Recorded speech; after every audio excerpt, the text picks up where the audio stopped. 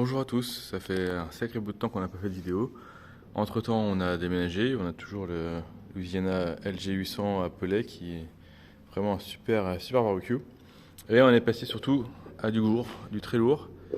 C'est un offset sur une base 24 pouces, donc il fait 60 cm de diamètre.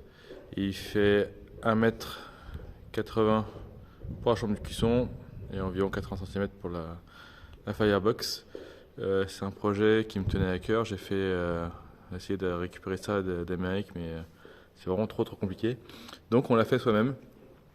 J'ai fait tous les plans en DAO. Je travaille en bureau d'études, donc tous les plans en DAO, modèle 3D. Puis avec un chaudronnier avec qui j'ai l'habitude de travailler, on s'est lancé là-dedans. Donc un petit bébé de quasiment 600 kg, tout en 6 mm. Donc je fais un petit tour du propriétaire. Donc la firebox qui est semi-isolée, c'est-à-dire qu'en fait en bas là on a une plaque en V pour avoir un petit volume d'air à droite et gauche qui permet d'isoler quand même correctement le... Hop, je vais ouvrir. Vous voyez. Et en plus ça évite d'avoir une grille au fond, qu'on a toujours de l'air qui passe sous la bûche. Une très grande boîte à feu. L'intérêt c'est qu'on peut déplacer donc les braises, le feu plutôt vers la porte, plutôt au fond pour jouer sa température. On peut aussi avoir des bûches de droite et gauche qui sont en train de préchauffer. Le dessus de la boîte à feu est évidemment plat. Je trouve ça beaucoup plus pratique pour avoir voilà, la plancha. Là, on a une côte de bœuf en train de cuire, la plancha qui va servir après. Pouvoir poser ses bûches dessus en préchauffage. Ultra efficace aussi. Petite poignée sympa. Oh putain, c'est super lourd. Deux grilles qui sont sur rack, donc les deux grilles coulisses. On a un réservoir d'eau, et l'intérêt de ce réservoir d'eau surtout, c'est qu'on peut le remplir par l'extérieur. Et oui, en gros les cuissons, pas besoin d'aller se cramer les doigts à essayer de remplir ça. On a une petite gouttière là-haut, voilà, qui nous permet de remplir directement le réservoir d'eau. Directement, ça aussi c'est inspiré des fat stacks super sympa qu'on a.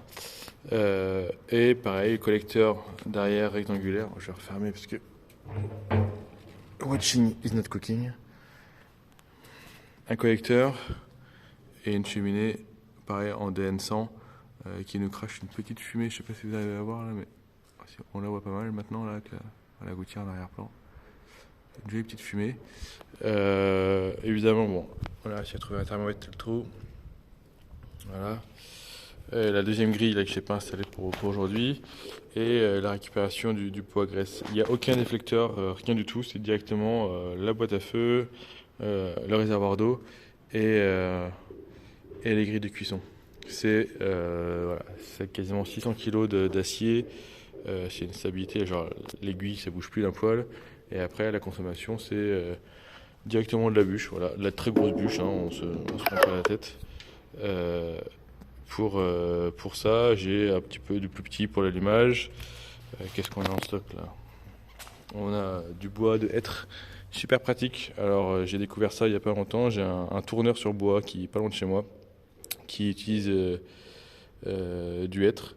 Et voilà, donc il m'a demandé si je voulais la sciure, donc là, ça va, j'avais ce qu'il fallait. Mais surtout, il avait des chutes comme ça, là, séchées en étuve, voilà, juste rectangulaire, coupé, du hêtre brut, séché en étuve. Donc je lui ai pris ça, c'est super efficace. Et j'ai la chance d'habiter dans le Cognac, donc j'ai du chêne. Du chêne, alors je sais pas si ça va se voir à la caméra, j'ai du chêne classique, un petit peu blanc-jaune, et du chêne rose, chêne d'Amérique. Un peu plus rosé. Je sais pas si on va le voir. J'en cherche un morceau qui se dirait un peu plus. Et voilà, du chêne un peu plus rosé, chêne d'Amérique, super sympa aussi. Et tout ça, c'est en fait les rebuts du bois qui sert à faire les tonneaux que j'arrive à récupérer et à un prix tout à fait correct. Donc du coup, pareil, c'est directement, vous voyez, je reçois directement des morceaux. Bon, voilà. Celui-là, il est un peu gros, mais vu la taille de la boîte à feu, ça ne posera pas de problème. Voilà, un petit peu de tout. Et pour aller directement dans le gros bob. Voilà. Donc ça, c'est un projet qui me tenait à cœur depuis quelques années. Je pense peut-être, j'ai déjà publié quelques photos et quelques avis là sur différents groupes Facebook. Peut-être en commercialiser quelques-uns s'il y en a qui sont intéressés. Mais voilà, c'est très gros. Bon, celui-là est vraiment très long en plus, hein. Je veux dire, la grille fait 1m40 de long. Donc c'est deux grilles qui font 2 fois 1m40 de long pour 60 cm de large. On fait à manger pour quasiment 200 personnes là-dessus, hein. C'est pas du tout le propos. L'intérêt, c'est que plus c'est grand, plus c'est facile à gérer. C'est-à-dire qu'une bûche, ça fait varier sur là-dessus peut-être la température de 1 ou 2 degrés. Voilà, donc on n'est pas à ça près. C'est comme les aquariums, hein. Plus c'est gros, plus c'est facile à gérer. Donc c'est vraiment pratique. On a prévu d'en faire des modèles un peu plus petits, plus courts surtout, et moins hauts. Celui-ci est vraiment particulièrement haut. C'est moi qui ai demandé. J'aime bien voir les barbecues à hauteur. J'aime bien voir la grille principale vraiment. Ouf, regardez-moi ça. Vraiment à hauteur. Elle est superbe. Une côte de bœuf, Prince du Sud de chez Le Goût du Bœuf d'ailleurs. Qui est là. Et vous voyez, j'ai directement une petite ouverture, là, pas très grande en fait, hein, entre la boîte à Firebox et la chambre de cuisson. Avec, là, c'est un bac gastro standard, avec un supportage fait sur mesure qui vient se clipser. Là, il y a deux petites encoches qu'on voit pas, qui sont juste ici et ici. Et ce bac gastro, je le remplis par le tuyau qui est là. Voilà. Et on a une superbe cuisson, une température relativement homogène en fait, hein, sur toute la longueur, sans déflecteur. J'ai mesuré avec la thermomètre laser là, à peu près 10 degrés d'écart entre ici en bas et en haut à gauche, là, j'ai les deux rails. Donc j'ai une grande plage, on va dire ici à peu près homogène, là, cette grosse moitié. Ici forcément on se rapproche du feu, on a un peu plus de radiation directe, donc un peu plus chaud, pas beaucoup plus, hein. En haut, en bas, là, c'est tout pareil. Et ici, ici, là, cette zone-là, c'est aussi légèrement plus chaud, moins de radiation, mais plus chaud, donc de fumée aussi. C'est assez pratique, ça permet effectivement sur une même température d'avoir quelque chose qui va cuire plus longtemps ici, quelque chose qu'ici, du poulet, alors un ribs qui est là, il n'y a pas longtemps j'ai fait ça. Des ribs ici qui cuisent tranquillement, avec des pilons de poulet qui sont un peu plus près du feu pour avoir une peau un peu plus croustillante. Sur l'arc du dessus, j'avais du pulled pork en train de finir de cuire, et quelques muffins en train de réchauffer au-dessus. C'est assez pratique d'avoir sur un feu, sur une gestion de feu, en fait finalement la température un peu plus vive, on va dire ici, plus lente et plus fumée ici. Voilà, c'est assez pratique là-dessus. Bon, évidemment, là, il est posé. J'ai mis des relativement importants. Je sais pas s'il y en a qui ont le même problème. C'est que j'ai pas trouvé de roues. Enfin, que je me trouve carrément des roues de voiture, hein, pour mettre dessus. J'ai pas trouvé. Donc, en attendant, là, j'ai mis des petites cales en acier là qu'on trouve pour les camping-cars, voilà, pour supporter le poids, ce qui fait un peu plus de 600 kg. Et les roues, finalement, tiennent pas très bien que ça. Donc voilà. Voilà le setup. Là aujourd'hui, j'ai la chance d'habiter dans littéralement une ancienne usine. Donc un petit coin barbecue là, avec le frigo dédié, le hamac pour surveiller directement la température du barbecue, et puis le deuxième barbecue qui est là pour tout le reste en fait, hein. Lui, il sert vraiment, encore une fois, le barbecue au Pellet, Louisiana, c'est un monstre, hein. Tous les jours, il nous sert. On a récupéré des pellets. Alors, moi, j'achète directement par palette, hein, je m'embête plus.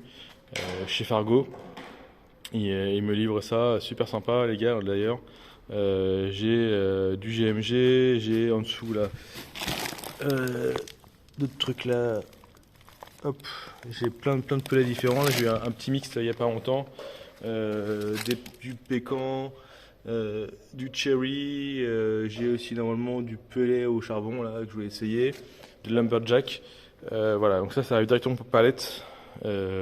Franchement, pour ceux qui ont des barbecues au pellet, si vous pouvez stocker une palette, vous prenez palette éteint. Ça tient, avec ça je tiens, on va dire peut-être 6 mois, même pas. Donc c'est environ 2 palettes par an. Et lui, voilà, il tourne aussi tous les dimanches déjà pour le petit déjeuner des enfants. Le petit déjeuner, c'est des œufs, du bacon, des saucisses fumées et tout. Et pareil, au quotidien, il nous fait tous les burgers, tous tous les petits plats du quotidien. Et lui, c'est vraiment quand on a du monde. Là, aujourd'hui, il tourne pour une côte de bœuf parce que je voulais essayer quelques modifs que j'ai fait. On a rajouté des joints là sur toute la porte, toute la partie basse. Il y a une découpe sur la boîte à feu, là, une petite découpe qu'il n'y avait pas initialement, qui nous permet surtout voilà, d'avoir un apport d'air continu. Vu que la porte est fermée, on a une contre-pression à ce niveau-là qui fait que la fumée rentre par l'autre côté. Parce que initialement, si on laisse la porte ouverte, on a toujours forcément une perte de charge qui se fait plus de ce côté, enfin moins de ce côté-là, je veux dire. Et voilà, ça veut dire que on a beaucoup de chaleur qui passe par là, beaucoup de fumée. Ça marche aussi de côté, hein, mais c'est un peu dommage.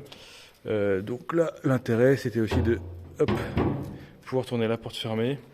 L'ouverture, j'ai calculé l'ouverture en fonction du débit de la cheminée. Et c'est vraiment top. On a voilà, un feu vif permanent. C'est-à-dire que ça tire juste ce qu'il faut pour que le bois brûle de manière correcte. Et depuis tout à l'heure, voilà, on est à 200, 250, un petit peu moins de 250 là, parce qu'on a ouvert tout à l'heure la porte. Mais c'est voilà, c'est vraiment super stable.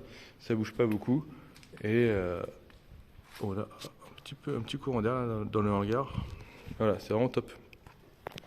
Donc j'essaierai de vous poster d'autres vidéos là, ou d'autres photos en tout cas des préparations qu'on va faire dessus, en espérant que ça vous plaise. Bonne journée.